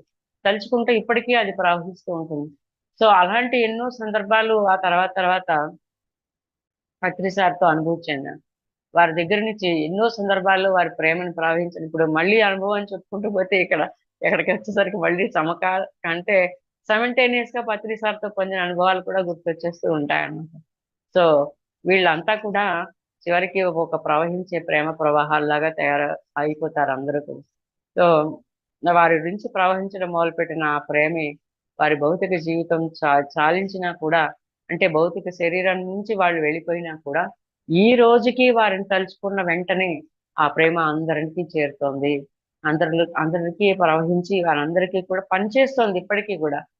దానికి నిదర్శనం ఏంటంటే, మనం చెప్పాలంటే మన పిరమిడ్ సెంటర్లన్నీ తిరిగినట్టుగానే గొప్ప గొప్ప యోగులు నివసించిన వారి ప్రదేశాలు, వారి ఊర్లకు కూడా మనం వెళితే ఈ రోజుకి ఆ ఊరిలో ఉన్నటువంటి ఒక సామాన్యులు పనిచేసుకునే ఒక సామాన్యులు కూడా చెప్తారు వారి ప్రేమ గురించి. ఇంతకంటే మనం ఇక్కడ కూర్చుని చెప్పుకునే దానికంటే కూడా అక్కడికి వెళితే వారితో ఉన్న అనుభవాలను చాలా మందిని మనం గమనించొచ్చు. అంటే ఆ ప్రవహించిన ప్రేమ ప్రవాహం వారి భౌతిక వారి భౌతిక శరీరాన్ని వదిలేసినా కూడా వారిని తలుచుకున్న వెంటనే ఇప్పటికీ వాళ్ళు ఆ ప్రేమతో కనెక్ట్ అయిపోతూ ఉంటారు. కాబట్టి ఇప్పటికీ అక్కడ ఒక ఆశ్రమం నడుస్తోంది. మరి అక్కడ అక్కడికి రామకోటయ్య తాతగారు నివసించిన ఇల్లు ఇప్పటికీ అట్లానే ఉంది. నేను యాక్చువల్‌గా ఇప్పుడు పొద్దున్న తెల్లారుజామున 4కి లేచి కూర్చున్నాననమాట. ఏం చెప్పడానికి రాత్రి 11 అయింది, 12 అయింది. ఇంకా నాకు ఇంత అనంతమైనటువంటి ఒక సాగరం, ఒక మహాయోగి జీవిత ప్రస్థానం ఎలా ఒక గంటలో మనం చెప్పగలుగుతాం? అసలు ఏం చెప్పగలుగుతాం? ఏం తెలిసని మాట్లాడగలుగుతాం? అని చెప్పి అని అని భయపడుతూనే పండి మళ్ళీ 4కి లేచి కూర్చున్నాననమాట. కూర్చున్నప్పుడు యాక్చువల్‌గా నాకు టైం గుర్తు రాలేదు. సరిపోయింది. ఒకసారి గుర్తొచ్చింది. అనిత గారికి వారి ఇంటి దగ్గరికి నేను వెళ్ళినప్పుడు తీయించుకున్న ఫోటోస్ షేర్ చేద్దాము. ఇక్కడ చూపించడానికి వీలవుతుంది అనిపించింది గానీ తర్వాత ఈ టైం సరిపోకపోవడంలో మర్చిపోయాను. యాక్చువల్‌గా లేదంటే అంటే ఎందుకు చెప్తున్నానంటే ఇప్పటికీ ఆ యోగి నివసించినటువంటి ఆ ఇల్లు అట్లానే ఒక దేవాలయంగా అట్టిపెట్టారు. ఆ ఊర్లో వాళ్ళందరూ ఇవన్నీ కూడా అంటే ఆయన ఆయనతో గడిపినప్పుడు, ఆయన ఉన్నప్పుడు గడిపిన వాళ్ళ అనుభవాలు పుస్తకాల్లోకొచ్చాయి. కానీ ఆయన వెళ్ళిపోయిన తర్వాత అనుభవిస్తున్న అనుభవాలు అక్కడికెడితే తెలుస్తాయన్నమాట. సో లక్కీగా మా పిన్ని వాళ్ళు ఇప్పుడు మా చెల్లెలు, మా పిన్ని వాళ్ళు చిన్నకాకానిలో మంగళగిరిలో ఉంటున్నారన్నమాట. చాలా దగ్గర వాళ్ళకి ఆశ్రమం. వాకబుల్ డిస్టెన్స్ లో ఉంది. ఉన్నప్పుడు పిన్ని వెళ్తూ ఉంటారు. ఇద్దరు కూడా మా ఇద్దరు పిన్నులు వెళ్తూ ఉంటారు. సో ఇప్పుడు తను అంటున్నారన్నమాట రాత్రి ఇవి కూడా చెప్పు అని. ఏంటంటే వారి ఇల్లు ఇప్పటికీ కూడా నేను వెళ్ళినప్పుడు కూడా చూశానండి. ఏంటో అక్కడ కుర్చీలో ఫోటో పెట్టి మామూలుగా వారి వరండాలో, వసారాలో వారు కూర్చునే కుర్చీలోనే ఫోటో పెట్టి ఉంది. దాని ముందర ఒక పొట్లకాయ పెట్టుంది. ఏంటే పిన్ని పొట్లకాయ ఉందంటే, ఇప్పటికి కూడా ఆ ఊళ్ళో ఎవరింట్లో ఏం కాసినా మొట్టమొదటి పండు, కాయ, పంట ప్రతీదీ తెచ్చి అక్కడ పెడతారు. అంటే ఎవరింట్లోనో కాసిందనమాట. ఫస్ట్ కాయ తీసుకొచ్చి అక్కడ పెట్టారనమాట అది. సో ఇప్పటికీ కూడా వాళ్ళందరికీ ఒక కాయ కష్టం చేసుకొని పనిచేసే వాళ్ళైనా కూడా, ఒక మామూలు మనుషులైనా కూడా వాళ్ళందరికీ వాళ్ళు పొలంలో పనులు చేసుకుని అన్నీ అయిపోయిన తర్వాత సాయంత్రం అది స్నానం చేసొచ్చి వారికి ఏదైనా సమస్య ఉన్నా, ఏదైనా చెప్పుకోవాలనిపించినా ఒక ఒక ఒక మన మన తల్లి, తండ్రి దగ్గరికి మనం ఎలా వెళ్తామో అలాగా ఆ ఇంటికొచ్చి ఆ రాత్రి అక్కడ వరండాలో పడుకుని పొద్దున్నే లేచి వెళ్ళిపోతారు వాళ్ళు. హ్మ్. సో అట్లా ఇప్పటికి కూడా ఆ సాంతనని, ఆ ప్రేమని ఇప్పటికీ అనుభూతి చెందుతున్నారు. సో అక్కడకి వాళ్ళ ఇంటి దగ్గర అంటే యోగులు నివసించిన, తిరిగి ఆడిన ప్రదేశాలు వారు వారు భౌతిక శరీరం వదిలేసి వెళ్ళిపోయినా కూడా ఇవన్నీ శక్తి క్షేత్రాలుగా వెరసిల్లుతూనే ఉంటాయి. ఎప్పటికీ వాళ్ళు జీవిత అనంతరం కూడా ఇంకా వారు వదిలి వెళ్ళినటువంటి ఆ శక్తి ప్రవహిస్తూనే ఉంటుంది అనడానికి నిదర్శనం. సో వారు ఇప్పటికీ అక్కడ చిన్నకాకానిలో ఉన్నటువంటి తాతగారి ఆశ్రమం ఉంది. ఆ ఆశ్రమానికి కూడా నేను వెళ్ళాను. వెళ్ళినప్పుడు అక్కడ ధ్యానం చేసుకున్నానన్నమాట. లోపలికెళ్ళి కూర్చొని ఒక గంట ధ్యానం అందరం కూర్చున్నాము. చాలా మంది ఎవరెవరో ఎక్కడెక్కడి నుంచో కార్లేసుకొని వచ్చారు. వచ్చినప్పుడు ఇప్పుడు అక్కడ ఉన్నటువంటి రామకోటి రెడ్డి గారనే ఆయన సరే అందరూ వచ్చిన వాళ్ళందరినీ లోపలికి తీసుకెళ్ళి మనందరం కాసేపు ఇప్పుడు ప్రేయర్ చేసుకుందామని కూర్చోబెట్టారు. కూర్చోబెట్టినప్పుడు ఇది నేను వెళ్ళింది ఎప్పుడు ఒక 5 సంవత్సరాల క్రితం అనుకుంటా బహుశా. లోపల కూర్చోబెట్టినప్పుడు నేను ధ్యానంలోకి వెళ్ళిపోయాను. అంటే నేను కళ్ళు తెరిచేసరికి లోపల ఉన్న వాళ్ళందరూ బయటకు వచ్చేసి కూర్చున్నారు, ఎవరు లేరు లోపల. వచ్చి కూర్చున్న తర్వాత ఆయన చాలా సేపటికి బయటకు వచ్చారు. అంటే డిస్టర్బ్ చేయకూడదు, వీళ్ళంతా లేచి బయటకు వచ్చి వాళ్ళు మాట్లాడుకుంటున్నారు అనమాట. రామకోటి రెడ్డి గారు, రామకోటయ్య తాతగారు ఇప్పటికీ కూడా తాతగారికి ఆయన ఏమంటారంటే, ఎవరు ఏ సమస్యతో ఫోన్ చేసినా, ఎవరు ఏ ప్రాబ్లం చెప్పినా కూడా తాతగారికి చెప్దామండి, వారు ఏమంటారో చూద్దాం, ఆయనకి విన్నవించుకుందామండి, వారి నుంచి సమాధానం అదే వస్తుంది. అలానే ఇప్పుడుకి ఆయన పనిచేస్తున్నారన్నమాట. పనిచేస్తున్నప్పుడు సరే బయటకు వచ్చి కూర్చున్నాను. నేను లేచి బయటకు వచ్చాను తర్వాత. బయటకు వచ్చిన తర్వాత ఏమ్మా మీరు ఇంతసేపు ఉండిపోయారు కదా, ఏంటి మీ అనుభవం అని అడిగారని.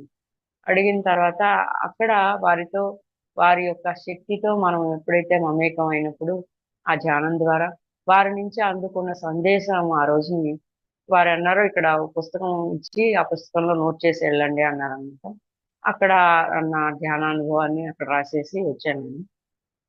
సో అంటే ఏంటంటే ఇప్పటికీ మనము ఆ అంటే ప్రత్యక్షంగా ఆ శక్తి ఇంకా ఆ ప్రేమ ప్రవహిస్తూనే ఉంది అనడానికి నాకున్నటువంటి ఒక చిన్నపాటి అనుభవం అనమాట అది. సో అలాగ జరుగుతుంది.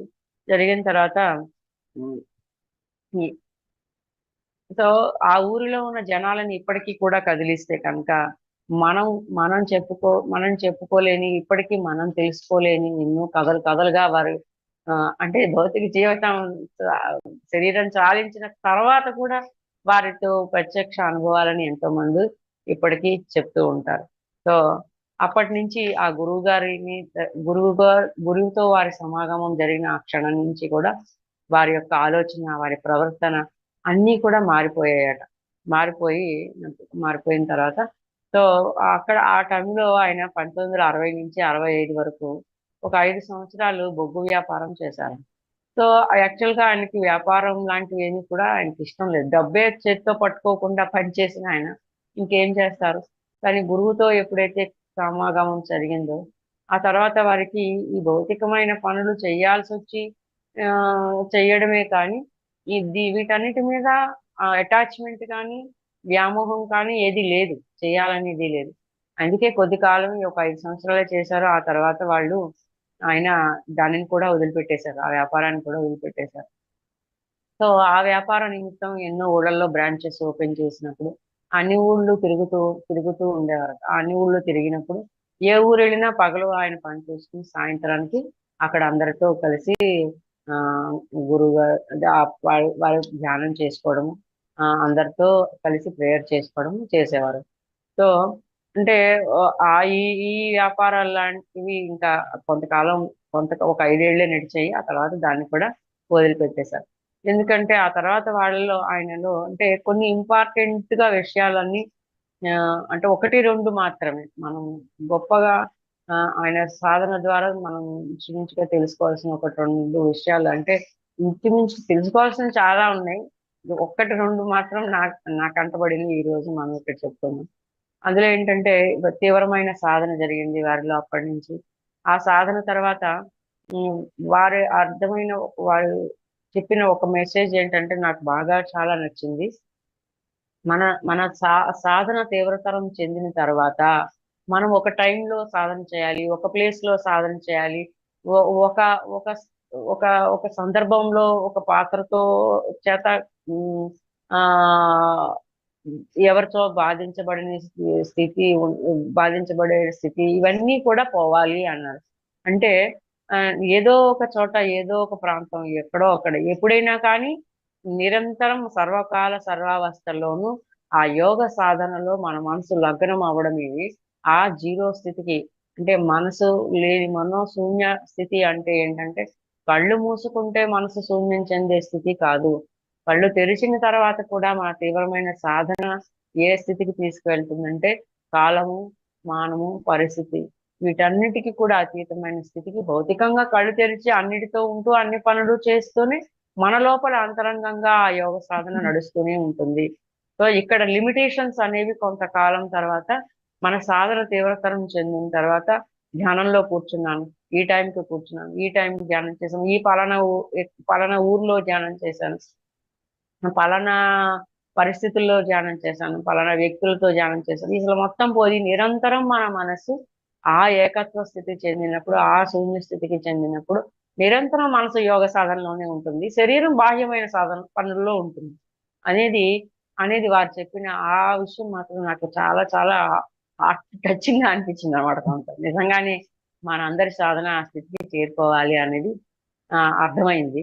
సో తర్వాత ఏంటంటే మరి వీరికి 1951 నుంచి కవి సామ్రాట్ విశ్వనాథ సత్యనారాయణ గారితో కానీ, మరి అలాగే ఎంతో గొప్ప పండితులైనటువంటి శ్రీ వేటూరి ప్రభాకర్ శాస్త్రి గారి శిష్యుల వల్ల అవడం అయితేనేమి, వీరికి కూడా ఆ రచనా వ్యాసంగము అనేది చాలా బాగా రాయడము అన్నది వీరికి కూడా అబ్బింది.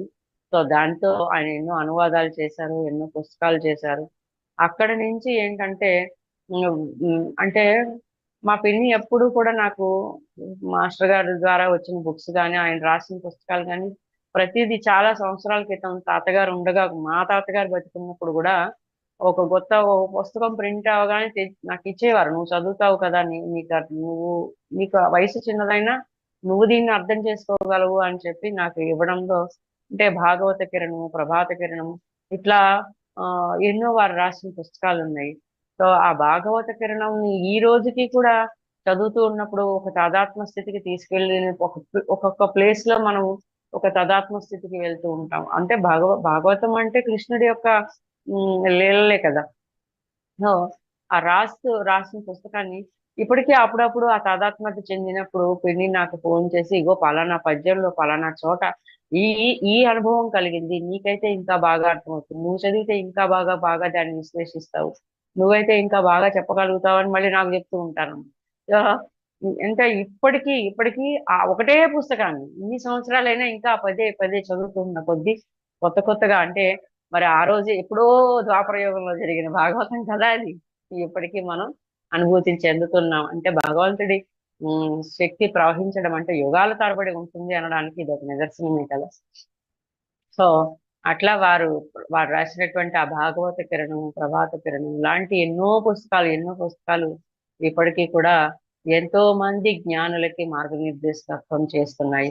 సో తర్వాత ఏంటంటే ఈ వారి వారి దగ్గరికి వచ్చేటప్పటికి, వారితో ప్రేయర్ కి కూర్చునేటప్పటికి, కూర్చోకుండా కనీసం చెప్పేటప్పటికే ఎంతో మందికి ఎన్నో సమస్యలు ఎన్నో పోవడమే కాకుండా ఎన్నో ఎన్నో అదేంటంటారు ఫన్నీ ఇన్సిడెంట్స్ కూడా చాలా ఆయన సమక్షంలో జరిగాయి. అంటే దెయ్యాలు వదలడం, భూతాలు వదలడం ఇలాంటివన్నీ కూడా.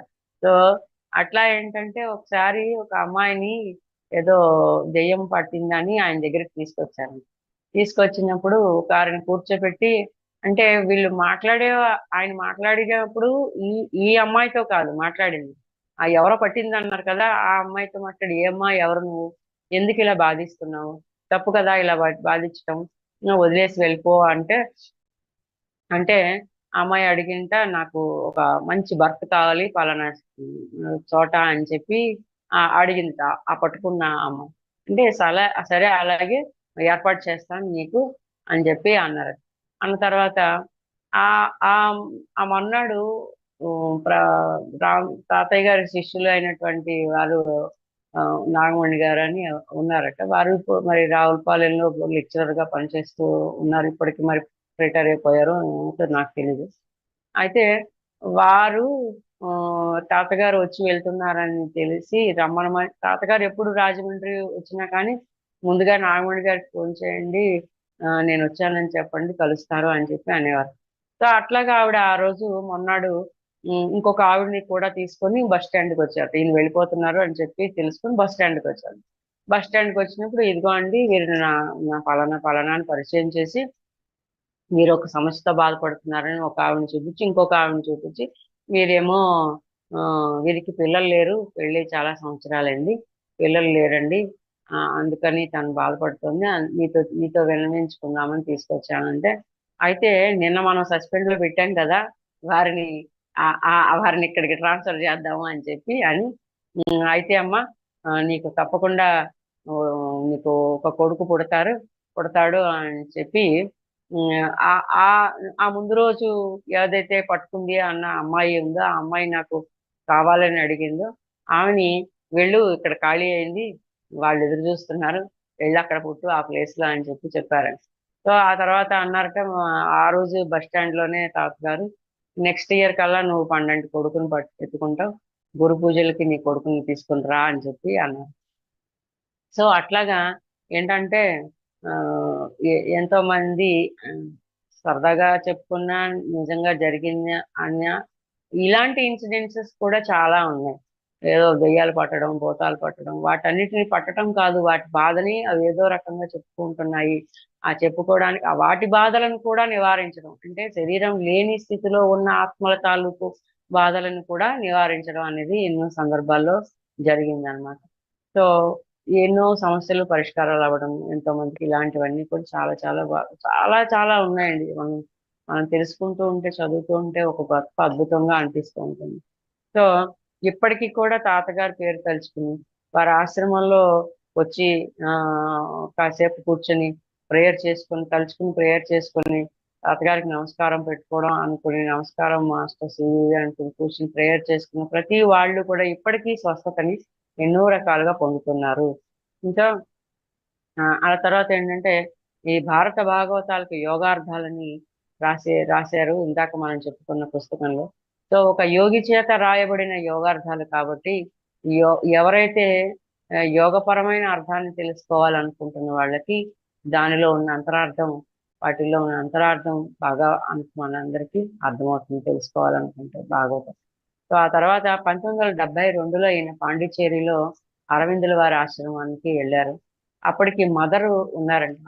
మదర్ ఆశ్రమంలో మదర్ని కలిసినప్పుడు ఆశ్రమంలో వారి సమాధి దగ్గర ఆ, ఎవరు సమాధి దగ్గర అంటే అరవిందుల వారి సమాధి దగ్గర ధ్యానం చేసినప్పుడు వీరు ఎంతో గొప్ప శక్తిని ప్రవహించడం, ఒక గొప్ప యోగానుభూతిని పొందారు. ఆ యోగానుభూతిని పొందినటువంటి ఆ ప్రవహించిన ఆ శక్తి పొందిన ఆ రోజు వారి ఆ సమాధి దగ్గర చేసిన ధ్యానమే తర్వాత అరవిందుల వారు ఇంగ్లీష్ లో రాసి ఎంతో గొప్ప గొప్ప ప్రొఫెసర్స్ కి ఇంగ్లీష్ లో ఎంతో గొప్ప జ్ఞానం ఉన్న వాళ్ళకి కూడా తెలుగులోకి అనువదించడం సాధ్యం కాని ఒక సావిత్రి అన్న ఒక యోగ గ్రంథాన్ని ఆ రామకోటయ్య తాత గారు, మాస్టర్ ఈకే గారు ఆ పుస్తకాన్ని ఇచ్చి రామకోటయ్య తాత గారికి మీరు ఈ పుస్తకాన్ని తెలుగులోకి అనువదించండి అన్నారు. అమ్మో నాకెక్కడ అవుతుంది, నేనేం ఇంగ్లీష్ చదువుకోలేదు, అంత నాకేమీ రాదు అంటే ఇక్కడ ఇంగ్లీష్ చదువుకున్న ఎంతో మంది ఇది కాలేదు, కానీ ఆ యోగా అనుభూతిని పొందిన మీ వల్ల మాత్రం ఇది అవుతుంది, మీరు ఈ పుస్తకాన్ని అనువాదం చేయగలరు అని చెప్పి వారికి అప్పచెప్పిన తర్వాత ఆ పుస్తకాన్ని అనువాదం చేసేటప్పుడు ఎన్నో ఎన్నో ఎన్నో అనుభవాలు ఆ కలిగాయి మా తాతగారికి. అంటే ఒక యోగమయ జీవితం సావిత్రిది. అంటే మనం బాహ్యంగా చూసుకుంటున్న కథ, తెలుసుకున్న కథ వేరు, కానీ అంతర్లీనంగా ఆ యోగ మార్గంలో ఆవిడ ప్రయాణించిన తీరు వేరు, దానికి ఉన్న యోగార్థం వేరు. సో నాకు నాకు తెలుసుకున్న బాహ్యమైన కథని ఆ పుస్తకంలో సావిత్రి అన్న పుస్తకాన్ని, మాస్టర్ శార్వరి గారు రాసిన సావిత్రి పుస్తకాన్ని, అలాగే రామకోటయ్య తాత గారు అనువదించిన సావిత్రి పుస్తకాన్ని, ఈ రెండింటిని కూడా చదివి నాకు అనుభవం చెందిన ధ్యానం ద్వారా నేను అనుభూతి చెందిన కొన్ని విషయాలతో ఏదో ఛానల్లో ఒకసారి సావిత్రి గురించి కూడా మనం ప్రస్తావించుకోవడం జరిగింది. ఇదో అంటే మనము ఎందుకు ఇవన్నీ మాట్లాడుకోవాలి, ఏముంది ఈ రోజు ఆ కథల ద్వారా తెలుసుకోవడానికి అంటే ఏ ఈ ఆ కథల ద్వారా తెలుసుకోవడానికి వింటే ఏమీ లేదండి, కానీ వారితో మనము ఆ ప్రయాణం చేస్తూ ఉంటే ఏ యోగం మార్గంలో వారు ఆ సిద్ధిని పొందారు, ఎలాంటి సాధన వాళ్ళు చేశారు అన్న ఆ యోగ మార్గంలో మనం కూడా కొంతసేపు ప్రయాణం చేస్తూ తద్వారా ఆ సిద్ధత్వ స్థితికి మనం కూడా కొంత చేరతాం. ఇది యోగుల యొక్క జీవిత చరిత్రల గురించి మనం చెప్పుకోవడం యొక్క ముఖ్య ఉద్దేశం. సో టైం ఎంత అయిందో చెప్పండి, ఎంత ఉందో చెప్తే దాని గురించి. టైం అయిపోయిందండి. Oh my god. ఎంత విన్నా ఎంత చెప్పినా ఇవి తరగవు. సో ఎంత చెప్పుకున్న నిజమే, ఒక్కొక్క సంఘటనని ఒక్క చిన్న ఇన్సిడెంట్ నే ఒక్కొక్క రోజు చెప్పుకుంటే ఓ దాదాపుగా ఎన్నో ఎన్నో రోజులు అవును. చెప్పుకోవచ్చు. యోగుల జీవిత చరిత్రలు అన్నీ అంటే ఎందుకంటే వాళ్ళ యోగమయ ప్రస్థానమే ఒక 50 సంవత్సరాలు నడిచినప్పుడు హ్మ్. మనం ఒక 50 నిమిషాల్లో ఎలా చెప్పుకోగలుగుతాం?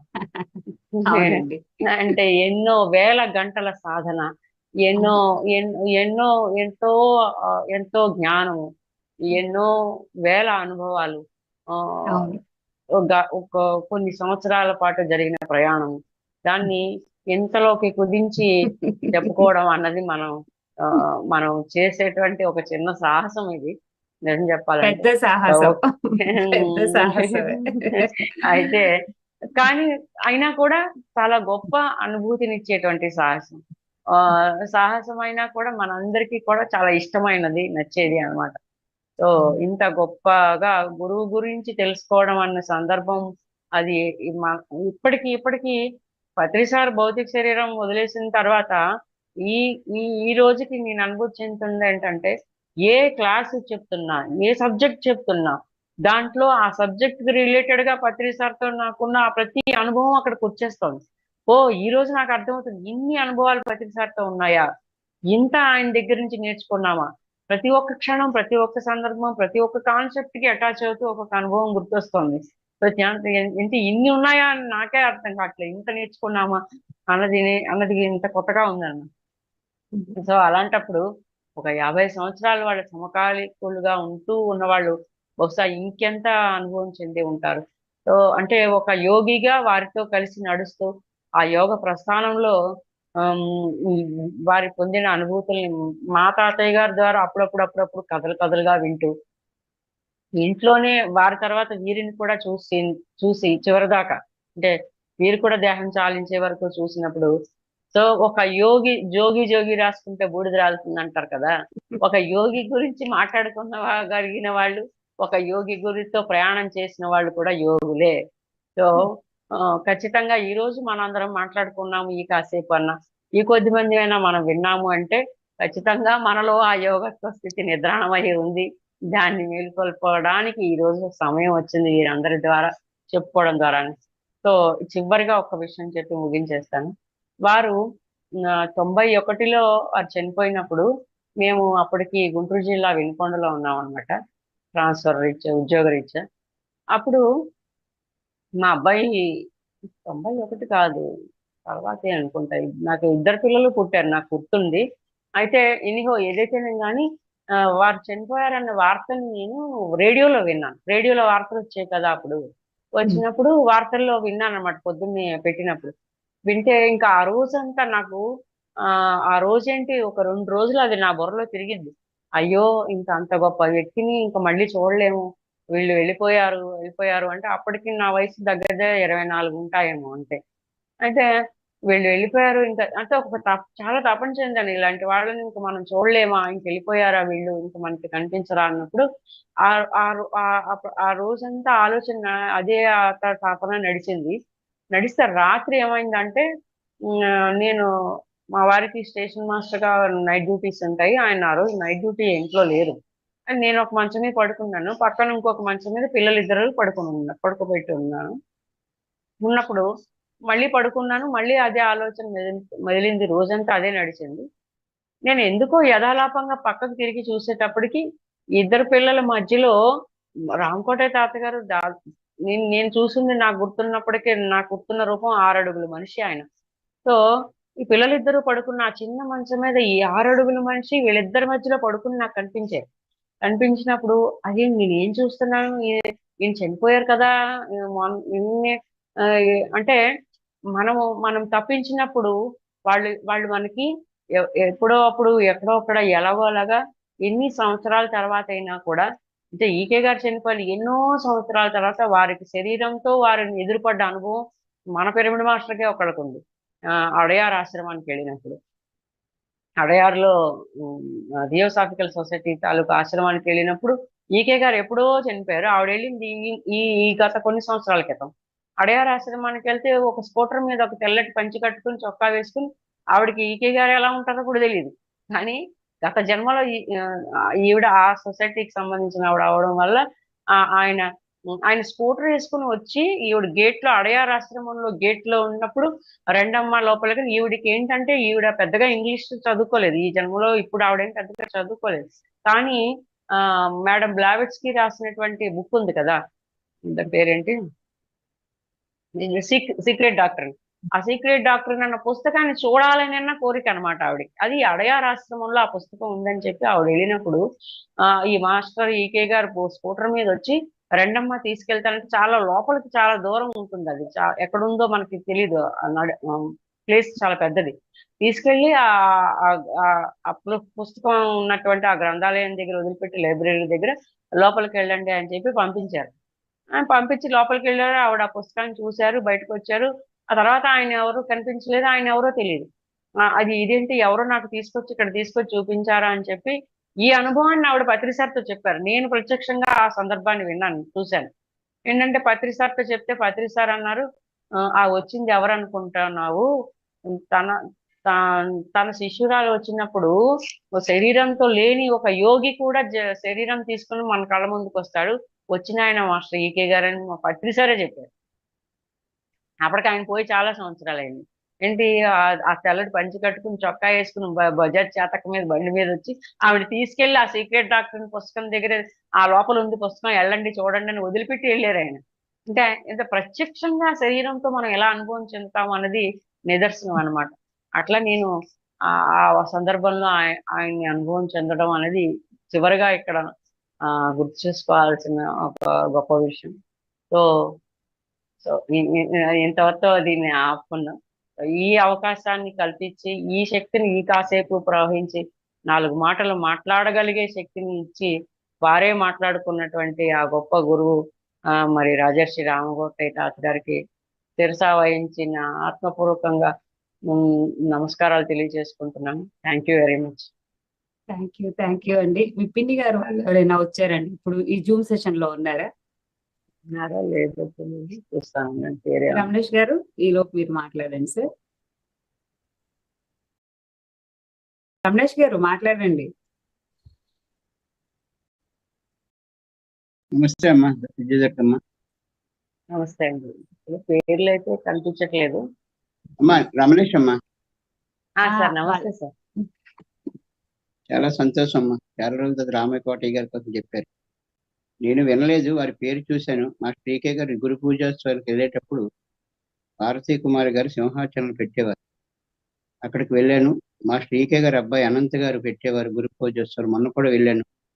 అంటే మనకి నిరంతరం తపనుంటేనే తెలియపరిచే వాళ్ళు వస్తారమ్మా. కానీ పరమాత్మ మన రూపంలో ఎదురుగా వచ్చినా సరే మనం గుర్తించలేని పరిస్థితిలో ఉంది ఈరోజు ప్రపంచం. మనుషులు గుడ్డిగా వెళ్తున్నారు, ఒక్కసారి వ్యక్తిగతంగా చెప్తారు. అమ్మా ఉన్నారా? ఉన్నారండి, కుటుంబ సభ్యులు ఎవరైనా వచ్చారని అడిగానని చూస్తున్నారు, వింటున్నారు. వీడియో ఆఫ్ చేశాను, మీరు మాట్లాడండి. ఇందులో ఎంతో మందికి వ్యక్తిగతంగా చెప్పాను, అమ్మ ఏ సందర్భం వస్తే ఆ పుస్తకం గుర్తొస్తుంది, ఆ మనుషులు గుర్తొస్తారండి. ఫోన్ నెంబర్ కూడా పదే ఇచ్చాను, ఇంకెంతకన్నా అవైలబుల్ ఉండడానికి లేదు. ఓపెన్ హార్ట్ ఇట్ ఆర్కే అన్నట్టు ఓపెన్ హార్ట్ ఇట్ రమణేష్ అని ఒక జూమ్ పెడదామని నిర్ణయించుకున్నాను ఇందాక ఉదయమే. Open heart with Ramanesh, new energy Ramanesh. అప్పుడు అక్కడ ఓపెన్ హార్ట్ మాట్లాడదాం. ఎందుకంటే మా శ్రీకే గారు, మాస్టర్ బ్లావెట్స్కీ గారు ఎవరు అనుకున్నారు, విదేశీ వనిత. ఆమె వచ్చారు, థియాట్రికల్ సొసైటీ పునర్నిర్మించారు. అంటే అహంకారంతో మాట్లాడుతున్నాయేమో కొంచెం చెక్ చేసుకుంటే కాదు. సమయం ఆసన్నమైంది మిత్రమా అని మా మిత్రుడు ఫోన్ చేసాడు. మనం నేను పైలోకాలకు వెళ్తే ఇక్కడ ఏం పని లేదు అని కిందకి వెళ్ళిపోండి అన్నారు. దానికోసం దొరికిందండి ఈ పుస్తకం. మీరు దయచేసి 16వ చాప్టర్లో ఈ లోకంలో మీరుండి పనిచేస్తారా, లేకపోతే ఆ లోకాలకు వెళ్ళి లోకాలు డిక్టేటర్లు అవుతారా, క్లియర్గా 16వ చాప్టర్ లాస్ట్ 2 పేజీలు ఉంది. ఇక ఎంతకన్నా ఏం చెప్పలేం. ఈ పుస్తకం మీరు సశరీరంగా వెళ్ళిపోవడానికి సిద్ధంగా ఉంది, రెడీగా చెప్పాడు. నేను వెళ్ళిపోయాను, మీరు అందరూ వెళ్ళిపోవచ్చు. ఎంత ధైర్యంతో ఎందుకు చెప్తున్నా అంటే నాకేం అనుభవం లేదు నాకేమని. కానీ నాకున్న అనుభవం ఒకటే, శాస్త్ర ప్రమాణం నాకు డైరెక్ట్గా దొరికింది. మా మహానుభావుడు పత్రిక గారు అన్నారు, నాతో పాటు మిమ్మల్ని అన్ని లోకాలకు తీసుకెళ్ళిపోతానండి.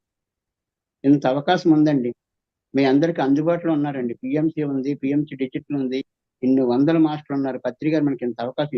విజయదుర్గ మేడం గారు ఎంత అద్భుతమైన మాస్టరో మీకు తెలియదు.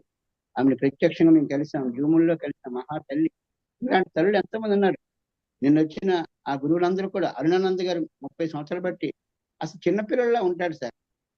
చిన్న షాప్ పక్కన ఇలా కుర్చేసుకుని కూర్చుంటారు. ఎప్పుడు అందుబాటులో ఉంటారు. మనకు కొన్ని జ్ఞానం వచ్చి గానీ ఎవరిది వినట్లేదు. ఇవన్నీ నా ఆవేదన చెప్తున్నాను. ఎందుకంటే గురు పరంపర కాదు, గురువులే మాట్లాడిస్తున్నారు. నేను మొన్న జూలై 24 నుంచి నేను కూడా ఓపెన్ అవ్వడం మొదలెట్టాను. అందుకే నాకు వెంటనే 2 అవకాశాలు వచ్చాయి.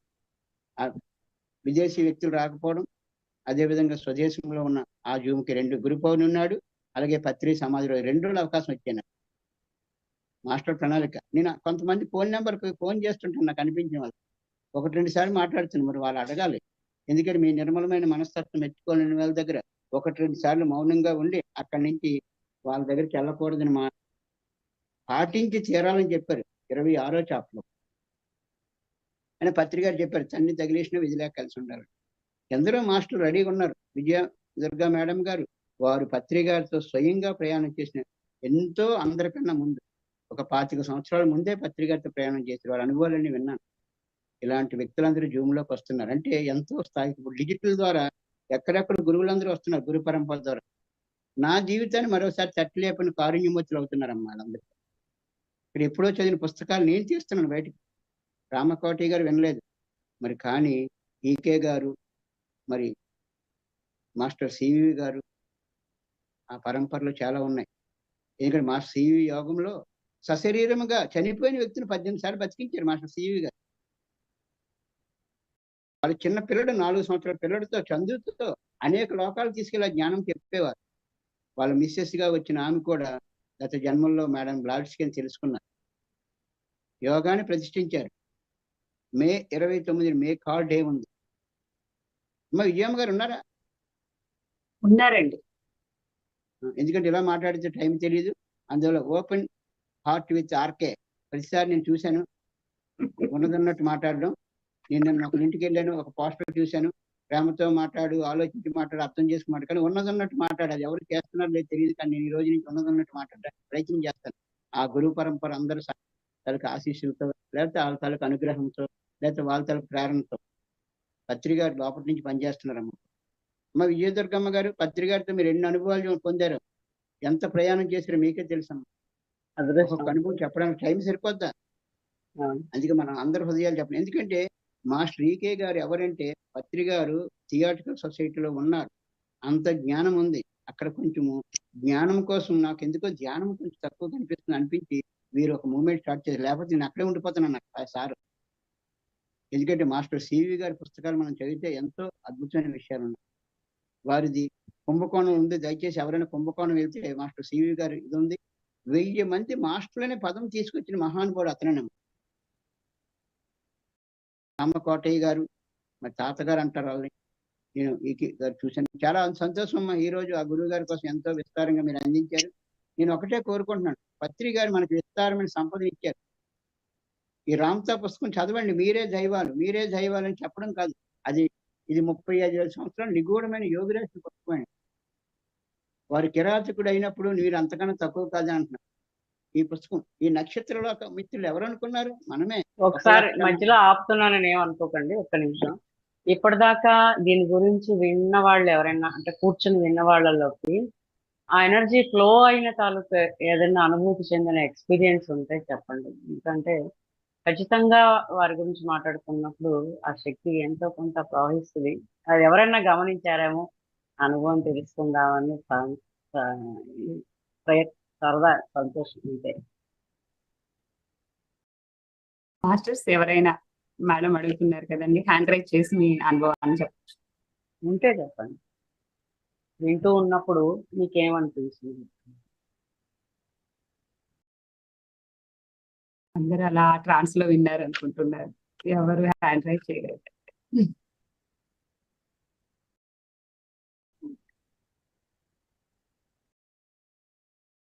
సో ఎన్నో పొద్దున్నే 1 గంట కూర్చొని ధ్యానం చేసిన తర్వాత యోగుల గురించి వింటున్నప్పుడు దానిని కూడా మనము కనీసం ఆ గంట ఏదో పని చేసుకుంటూ కాకుండా ఆ ధ్యాన స్థితిలో మనం వింటే కనుక వారి యొక్క శక్తి ఎంతో కొంతసేపు మన మీద ప్రవహిస్తుంది ఖచ్చితంగా. రామలక్ష్మి గారు చూస్తున్నారండి. రామలక్ష్మి గారు మీకున్న ఆ మైక్ బొమ్మ మీద ఒక్కసారి క్లిక్ చేయండి, మీకు మాట్లాడటానికి ఛాన్స్ వస్తుంది. ఎవరైనా వచ్చారండి కుటుంబ సభ్యులు? అని అడుగుతున్నారా? అవునండి. ఇప్పుడు లేరు, ఫస్ట్ ఓకే. ఉన్నట్టున్నారు. అదే ఇందాక వచ్చేసినట్లు అనిపించారు నాకు, అందుకే అడిగాను. అదే అదే అదే అయిపోయినాక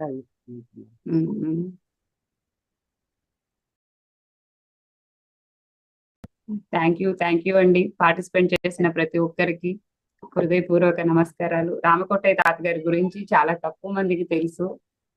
అంటే మాస్టర్ సివివి పరంపరలో అలా కొంతమందికి పద్మావతి గారు అనుభవం ఏదో ఉంది. మాట్లాడుతున్నారండి. పద్మావతి గారు ఏదో మాట్లాడుతున్నారు, అన్నీ వచ్చాయి. పద్మావతి గారు కెమెరా కూడా ఆన్ చేశారు. ఆవిడేనా? ఈవిడ కాదు, ఇంకొక ఆవిడ ఇందాక ఏదో మాట్లాడుతున్నారు, ట్రై చేస్తున్నారు. ఇప్పుడు వీడియో కూడా ఆఫ్ చేశారు. అదే అంటే నేను వాళ్ళకి చూస్తూ ఒక్కొక్కరికి ఉంటాను. ఏది టచ్ చేయడాలో తెలియక బహుశా అందువల్ల. మెసేజ్లు అయితే పెట్టారండి, చాలా థ్యాంక్ యూ అనేసి. Thank you master, shared amazing wisdom about Ramakota తాతయ్య గారు అనేసి, చాలా గొప్ప గురువు గారిని పరిచయం చేశారు అనేసి మనకి మెసేజ్లు చెప్పారు. చాలా చాలా ధన్యవాదాలండి, చక్కగా మీరు Thank you. చెప్పారు. లక్ష్మి గారు నేనేం మాట్లాడండి. చెప్తానండి అంటే, మీరే చెప్పండి, మీరే చెప్తారని వెంటబడ్డందుకు ప్రయత్నం చేశాను. Thank you. థ్యాంక్ యూ అండి. ఎందుకంటే ఇప్పుడు అందరూ చెప్తారు, ఇప్పుడు పుస్తక జ్ఞానం వేరు, అనుభవ జ్ఞానం వేరు. మీకు ఉన్నాయి కాబట్టి నేను మిమ్మల్ని రిక్వెస్ట్ చేశాను అనమాట, మీరు చెప్పగలరో చెప్పండి అనేసి. లక్ష్మి గారు మాట్లాడండి.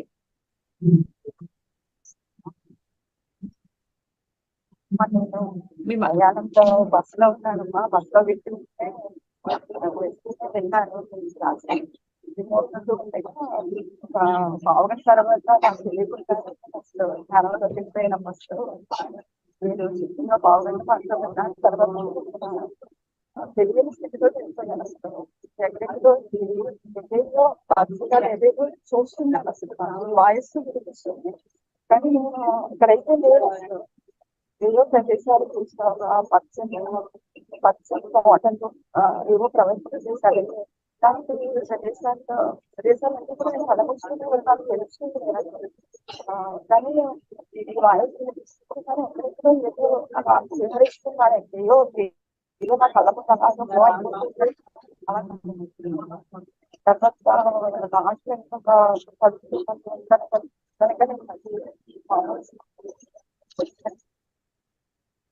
ఒక చిన్నదండి, లాస్ట్ చివరిగా మనం ఇంపార్టెంట్ అనే విషయం మిస్ అయిపోతాము. మాస్టర్ ఈకే గారు రామకోటయ్య తాత గారి గురించిన, ఆయన గురించి చెప్పిన ఒక చివరి మాటను మనం ఇక్కడ చెప్పుకున్నాము. నేను మళ్ళీ మిస్ అయిపోతే మళ్ళీ పోతున్నాను. ఒక జాతికి దేశానికి మాత్రమే కట్టుబడక యావత్ మానవాళికి శ్రేయస్సును కలిగించి ఈ భూమి నలుమూలలా తిరుగుతూ అవసరమైనప్పుడు అర్హత కలిగిన వారికి దర్శనమిస్తూ తన ప్రణాళిక చేస్తున్న ఒక జ్యోతి ఆయన అని అన్నారు. ఇది ఒక గొప్ప స్టేట్మెంట్, చాలా బాగుంది. అది చెప్పాలి అని మధ్య మధ్యగా అందరికి బ్రేక్ చేస్తున్నాను. ఆవిడ బస్ లో ఉన్నారు కదండి, మనకి సిగ్నల్ వినిపించలేదు. ఆవిడ మీకు కూడా వినిపించింది అందరికి, ఆ ట్రాన్స్ లోకి వెళ్ళిపోయారు. ఆ స్థితిలో మరలా మీరు చెప్పగానే లేచారు. మాస్టర్స్ ఎన్నో అనుభవాలు, ఎన్నో అనుభూతులు. ఈ గురు పరంపర కార్యక్రమం ఇదంతా గురువుల ద్వారా నడిపించబడుతుంది. ఆ గురువుల జ్ఞానం విస్తారంగా ఎంతో మంది మహానుభావులు ఉన్నారు. వారిలో కొంతమంది మనకి అవకాశం ఉన్నవారు ఇప్పుడు బయటకు వస్తున్నారు. దత్తాత్రేయ అలాగే పరంపరలో ఒక మనకి ఇక్కడ సీతానగరం దగ్గర చిట్టి బాబాజీ ఆశ్రమం ఉంది. ఆయన గురించి కూడా చాలా మందికి తెలియదండి. 94 ఇంచుమించు 94 దాకా ఆయన కూడా మన పక్కనే బతికే ఉన్నారు, కానీ చాలా మందికి తెలియదు. చాలా గొప్ప యోగి. వారి గురించి అంటే తెలియని వాళ్ళకి అంటే సామాన్యులుగా మనుషుల్లో ఉండిపోతూ యోగులుగా మెరిగిన వాళ్ళు, తెలియని వాళ్ళ గురించి తెలియజేస్తే ఇంకా బాగుంటుంది. ఎప్పుడైనా ఈ ప్రయత్నం కూడా చేయండి.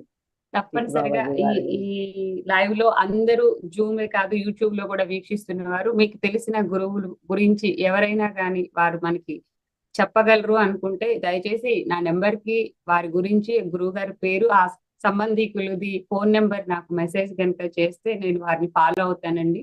మన ఈ కార్యక్రమం ప్రస్తుతం పెట్టుకుంది 24 రోజులైనప్పటికీ తప్పనిసరిగా తీసుకుందాము. అంటే ఆ దత్త సాంప్రదాయము, ఏ సాంప్రదాయం ఇవన్నీ నాకు అంతగా తెలియదండి. కానీ లోపల ఇన్‌ట్యూషన్ 24 రోజులు పెట్టించాలి అని అనిపించటము, అది మనం జరుపుకుంటున్నాము. నిన్న ఒక దత్త సాంప్రదాయంలో ఉన్న మాస్టర్‌ని మీరు చెప్పాలండి అని అడిగితే, మేమెక్కడ బయట కనిపించమమ్మా, బయటికి రాము, మాకు ఫోన్‌లవి గూడా ఏమీ ఉండవు.